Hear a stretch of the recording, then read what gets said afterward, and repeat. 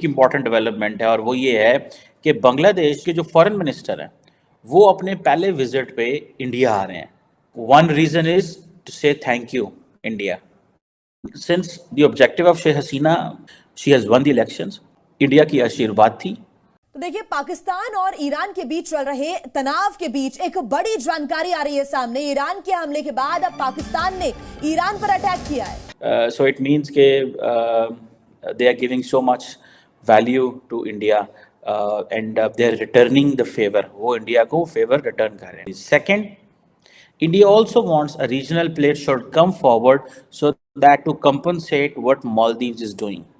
Iran की तरफ से हमला किया गया, जैश अल अदल के ठिकानों पर अटैक किया गया ईरान की तरफ से, और पाकिस्तान ने भी इसका रिएक्शन दिया है, हमला किया गया है, ऐसी इनिशियल जानकारी मिली है। भारत ये दौरा अहम है और इससे भारत की ऑब्वियसली एक जो इंटरनेशनल पोजीशन है उसका भी हमें अंदाजा होता है। पाकिस्तान का ये दावा है और पाकिस्तान की जो मीडिया रिपोर्ट्स है उसके अनुसार ये भी जानकारी मिली है कि जो ईरान के आतंकी ठिकाने हैं उस पर एयर स्ट्राइक के जरिए हमला किया गया है। ये जानकारी अभी इनिशियली मिल रही है, हालांकि आधिकारिक बयान का इंतजार लगातार किया जा रहा है।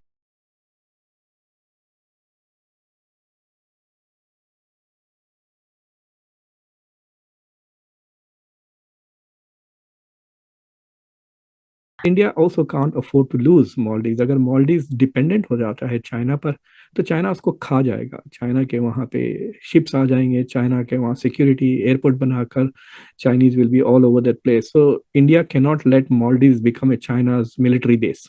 पाकिस्तानी मीडिया ने दावा किया है कि पाकिस्तान की ओर से ईरान में आतंकी ठिकानों पर हमला किया गया। आपको बताएं कि कल ईरान ने पाकिस्तान के बलोचिस्तान में आतंकी ठिकानों पर एयर स्ट्राइक की थी और इसके बाद पाकिस्तान ने ईरान को धमकी दी थी। तो आपको ये बता दें कि कल ईरान की तरफ से अटैक किया गया था पाकिस्तान ने, और अब ये जानकारी मिल रही है कि पाकिस्तान ने भी ईरान पर हमला किया है। Another master stroke of India's foreign policy and Dr. Jaishankar diplomacy. तो ना पाकिस्तान ने कंफर्म किया है ना ईरान ने कंफर्म किया है, लेकिन पाकिस्तान के मीडिया की रिपोर्ट्स आ रही हैं और बहुत सारे सोशल मीडिया हैंडल्स हैं जो इस बात को बता रहे हैं कि पाकिस्तान ने बीती रात जो दक्षिण पूर्वी ईरान का इलाका है, सिस्तान का इलाका, वहां पर अटैक किया है। बलूच लिबरेशन फ्रंट का एक कैंप था, वहां पर अटैक किया है पाकिस्तान ने। निंदा करता हूँ, आतंकवाद की मैं बिल्कुल खिलाफ हूँ, साथ नहीं हूँ, लेकिन एक बात तो समझनी पड़ेगी। पाकिस्तानी आर्मी के अपने लोग इन लोगों को बता देते हैं कि यहां से आर्मी की मूवमेंट है, इस पर हमला कर देना। क्यों बता देते हैं? इसलिए कि पाकिस्तानी आर्मी को पहले दिन से बताया गया कि आप इस्लाम के लिए काम करोगे तो 72 हुरे मिलेंगे। 72 हुरे और वोट ढूंढने के चक्कर में अपने ही दोस्तों को मरवा देते हैं। अपनी ही कंट्री में आर्मी पे हमले हो रहे हैं। पाकिस्तानी आर्मी पे हमले 3 स्टेट्स में हो रहे हैं। एक जम्मू एंड कश्मीर में, जो कि पाकिस्तानी ऑक्यूपाइड जम्मू एंड कश्मीर है, गिलगित बाल्टिस्तान। दूसरा हमले हो रहे हैं खैबर पख्तूनख्वा में, और तीसरा हमले हो रहे हैं बलूचिस्तान में। इन तीनों पे पाकिस्तान यह बोलता है कि इंडिया का हाथ है। बिलाल बलूच साहब मेरे साथ हैं, जो कि हैं तो बलूच, और इन्होंने बलूच फ्रीडम स्ट्रगल के लिए बड़ा काम किया है। बलूच साहब से मैं आज बलूचिस्तान के बारे में पहले मैं बात करता रहा हूं, आज नहीं करूंगा। आज मैं बात करूंगा फ्रांस की। बिलाल साहब, फ्रांस ने एक ऑर्डर निकाला कि बाहर के जितने इमाम फ्रांस में बैठे हैं सारे बाहर निकल जाए। नहीं, अभी ऑर्डर यह है कि बाहर से कोई आए ना, सबको बैन कर दिया, और निकालने का ऑर्डर निकलने वाला है।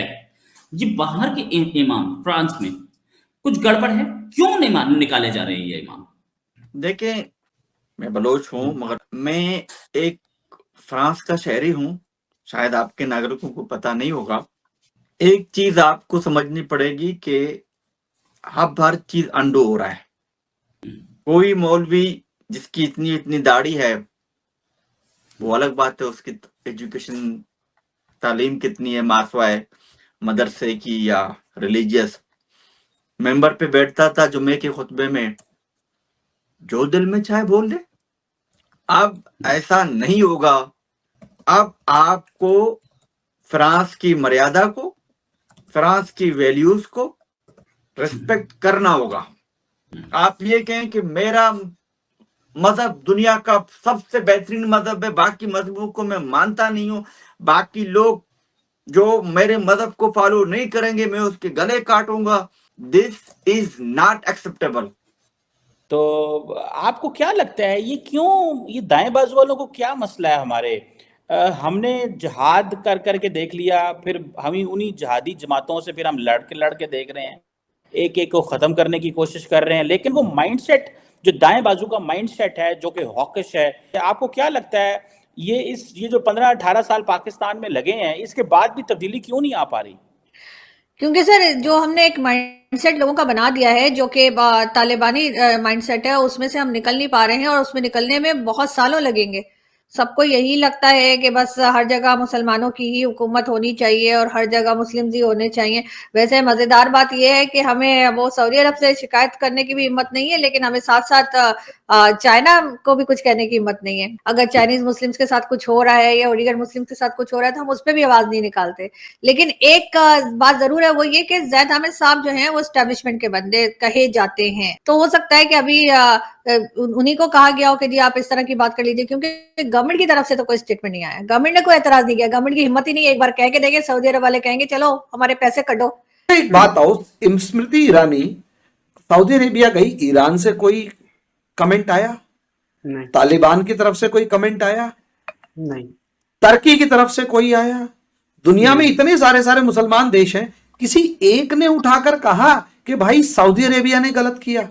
आप ही को क्यों समस्या हो रखी है आपकी कंट्री में? वो इसलिए क्योंकि जैसे ही थोड़ा सा इस्लाम का वो जो बेसिक कल्चर हिलता है, वो जो आपने आइडेंटिटी अपने दिमाग में बना रखी है और जैसा आपके नेताओं ने आपको बनाने का आइडिया दे रखा है, जैसे ही वो थोड़ा सा हिलता है आपको क्राइसिस दिखाई देने लगता है कि हमारे लोग अब इस्लाम को कैसे मानेंगे या हमारा क्या होगा, इस्लाम का अगर कुछ हुआ तो हमारी तो एग्जिस्टेंस ही खत्म हो जाएगी। प्रॉब्लम इस एग्जिस्टेंस के माइंडसेट की है, क्योंकि आपके पास इसके अलावा कुछ है नहीं। इस चीज को हमें और आपको समझना पड़ेगा कि ये एक बड़ा खतरनाक सिनारियो है, और ये इसीलिए सबसे बड़ा मेन रीजन यही है कि पाकिस्तान जो है उसे प्रॉब्लम ही इसलिए हो रही है कि उसका एग्जिस्टेंस हिल रहा है।